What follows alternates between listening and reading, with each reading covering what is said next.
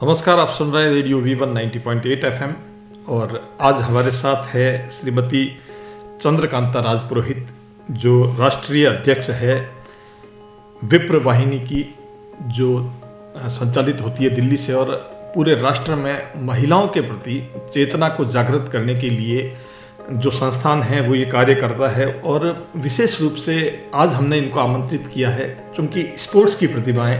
तो सबसे पहले तो आपका स्वागत है हमारे रेडियो V1 90.8 FM में। आपके सभी श्रोताओं को बहुत बहुत आभार, बहुत बहुत धन्यवाद।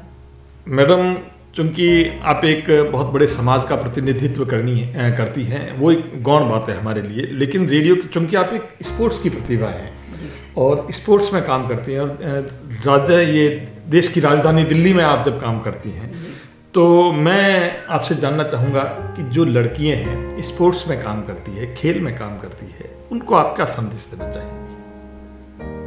सर, पहले तो स्पोर्ट्स जो है आजकल के टाइम में इस तरह से हो गया है कि ना उसमें लड़की गिनते हैं ना लड़का गिनते हैं। स्पोर्ट्स एक स्पोर्ट्स हो गया जो कि एक प्रोफेशन के तौर पर लड़के लड़कियां दोनों अपनाते हैं और इसका एक स्कोप बहुत बड़ा है। जैसे कि नीरज चोपड़ा जी ने बताया, उनको आपने देखा है, आज वो देश के लिए कुछ जीत के लाते हैं जी।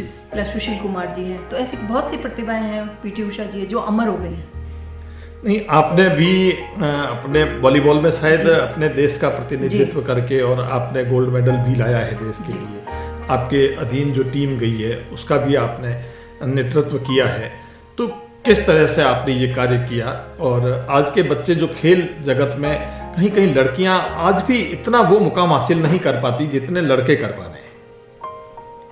सर, मैं बिलोंग तो राजस्थान से करती हूँ, तो स्ट्रगल तो शुरू से सबके साथ ही रहता है, मेरे साथ भी था।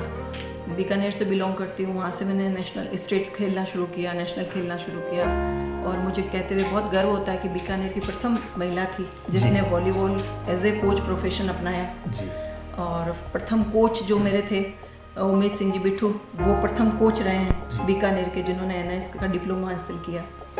इसके बाद मैंने निरंतर काम करती रही इसी तरह से, लेकिन उसके बाद शादी हो गई, शादी के बाद दिल्ली शिफ्ट हो गए। लेकिन एक किसी कोने में वापस वो भूख थी कि वापस इस चीज़ को मैं ज्वाइन करूं। लेकिन संभ्रांत परिवारों में कई बार ऐसा देखा गया है कि जो बहू होती है उसको बहुत ज़्यादा छूट नहीं होती स्पोर्ट्स में जाने की। स्पोर्ट्स तो एक बहुत ही अलग विषय है, सामान्य कामों में भी उनको अपने उस घूंघट से, अपने घरों से, उससे बाहर निकलने की भी नहीं है, लेकिन उससे निकल के जो आप बाहर आई, इसलिए मैं जानना चाहता हूँ कि किस तरह से, क्या वो जज्बा रहा, क्या जुनून रहा और क्या आपके परिवार का आपको प्रश्रय मिला जिससे आपने आज ये मुकाम हासिल किया? सर, पहले मेरे को पीयर की तरफ से मेरे ग्रैंडफादर थे, वो सपोर्ट करते थे और शादी के बाद स्पोर्ट्स में पहले शुरू नहीं किया था खेलना, लेकिन एज ए कोच मैंने ज्वाइन की थी। उसके लिए मुझे मेरे ससुर जी ने सपोर्ट किया, फिर मेरे हस्बैंड ने सपोर्ट किया, तो कहीं ना कहीं सपोर्ट जो है उन लोगों को लगा। और मुझे ये कहते हुए अच्छा लगता है कि हम जो कहते हैं कि बूढ़े बुजुर्ग साथ नहीं देते या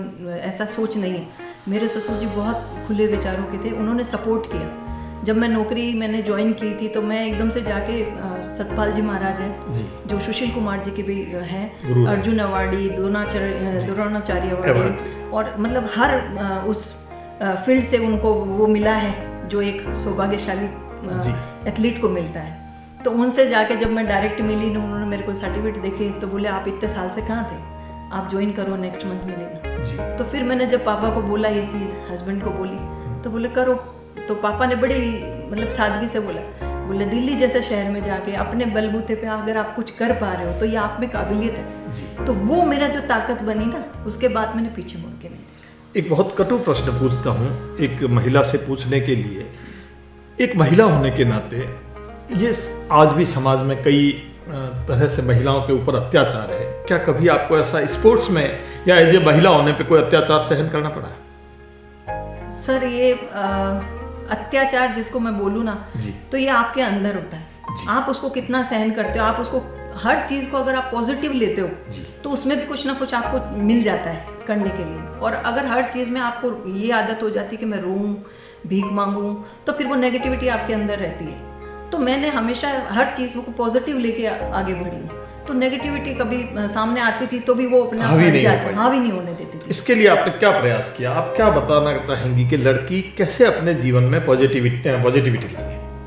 जैसा मैंने आपको बताया कि हर चीज़ में मैं नेगेटिव पॉजिटिव हर चीज़ में होती है, लेकिन आप नेगेटिविटी में भी पॉजिटिव ढूंढते हो, तो आपका सकारात्मक सोच के साथ अगर आप आगे बढ़ते रहते हो तो आपको नेगेटिविटी हावी नहीं होती है। चाहे किसी भी फील्ड में हो, आप किसी नौकरी कर रहे हो, कोई स्पोर्ट्स में हो या घर पे भी हो, घर में भी हम देखते हैं कुछ 2 जने कोई बात कर रहे हैं, अगर आप अपने लक्ष्य की तरफ ध्यान देते हैं तो उन चीज़ों को ध्यान ही नहीं दे तो आपको ज़रूरत ही नहीं उन सब चीज़ों को निपटने की। नहीं, स्पोर्ट्स में भी जैसे आपने एक मुकाम, हर किसी को मुकम्मल जहाँ नहीं मिलता, किसी को घर, किसी को आशियाँ नहीं मिलता, तो हर आदमी प्रयास तो करता है एक ऊंचा गोल एक अपने मन में एक धारणा करके, लेकिन हर एक के जीवन में वो ऐसा संभव नहीं हो सकता।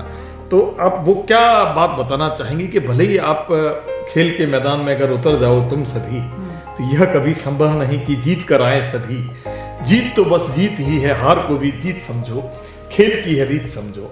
तो इसके बारे में आप क्या बच्चों को कहना चाहेंगे कि खेल को खेल की भावना से समझ के केवल कोई गोल्ड मेडल ही लावे हर आदमी, ये तो शायद संभव नहीं। तो उसके लिए क्या बताना चाहेंगे कि आप निराधार ऐसा नहीं हो कि आपके बीच में कहीं ना कहीं आपके कोई नेगेटिविटी उत्पन्न हो जाए आपके बीच में? सर, मैंने जैसा बोला, पॉजिटिविटी के साथ बढ़ो, और बाधाएं, दुविधाएं और निराशाएं ये सब तो हावी होती है, लेकिन अगर हम लोग इन सब चीज़ों को दूर करके अगर पॉजिटिवता की तरफ बढ़ते जाएंगे ना, तो एक दिन आपको रास्ते में ये सारी चीज़ें आपके लिए खाली मिलेगी, आपके उस रास्ते में आएगी नहीं। मैं जब खेलती थी तब भी मेरा कई बार इंडिया टीम के लिए सिलेक्शन हुआ जी, लेकिन कई वही अपने इंडिया में होता है जो जाति, वो ये मेरा है वो है, तो वो सब चीज़ उसका शिकार आपको भी कहीं न कहीं प्रत्यक्ष अप्रत्यक्ष होना पड़ा। मैं वही हूँ, लेकिन उसके बाद में भी कभी ऐसा सोचा नहीं कि चलो ठीक है इससे और मेहनत करें और ज़्यादा मेहनत करें। तो वो एक नेगेटिविटी से आप पॉजिटिविटी में कैसे लेते हो वो आप पे डिपेंड करता है। फिर 2018 में जब मुझे एक मौका मिला कि एशियन मास्टर्स के लिए टीम जा रही है, मुझे अप्रोच किया गया, तो मैंने कहा ठीक है मैं भी कोशिश करती हूँ। तो फिर हस्बैंड ने बोला अब क्या खेलना है, अब क्या वो क्या करोगे? मैंने नहीं, एक बार कोशिश तो करनी चाहिए। वैसे महिलाओं की एज नहीं पूछी जाती, लेकिन फिर भी मैं पूछता हूँ कि आपकी क्या एज है? सर मैं वैसे तो देखिए अपनी हरकतों से तो मैं 16-17 साल की हूँ और मैच्योरिटी से मैं 80-90 साल की हूँ। तो मतलब आप अपना एज बताना नहीं चाह रही है, मैं इसलिए पूछना चाह रहा था कि हर बच्चा आपसे इंस्पायर हो, और खेल के लिए कोई उम्र बाधा नहीं देती है, किसी चीज़ के लिए उम्र बाधा नहीं देती। अगर मैं आपको कहूँ आप रिटायर हो जाओ, या भी जैसे बहुत सारे अपने लोग थे नीचे वो बोल रहे हैं हम रिटायर हो रहे हैं, मैंने कहा आप रिटायर थोड़ी हो रहे हो, आप तो फ्री हो रहे हो। इसके साथ में आप एक्स्ट्रा काम कर सकते हो जो समाज के लिए आप नहीं कर सकते थे, आप वो फ्री होकर आप वो काम कर सकते हो। जो जीवन यापन का कार्य था वो आपने पूरा किया, जो जिम्मेदारियां थी वो निभा ली, उसके साथ आप रिटायर कैसे हो सकते? रिटायर नहीं हो सकता। बहुत से आयाम अपने सामने हैं। आप सुन रहे हैं रेडियो V1 90.8 FM, और आज हमारे साथ हैं चंद्रकांता जी राजपुरोहित, जिन्होंने स्पोर्ट्स जगत में अपना नाम कमाया और बहुत से सामाजिक संगठनों से जुड़ी हुई है, बहुत से आध्यात्मिक संगठनों से जुड़ी हुई है, और बहुत से जनहित के ऐसे कार्य करती है, और हमारी देश की राजधानी दिल्ली में निवास करती है। आज हमारी स्टूडियो में पधारी, एक बार फिर से आपका धन्यवाद कि आप पधारी।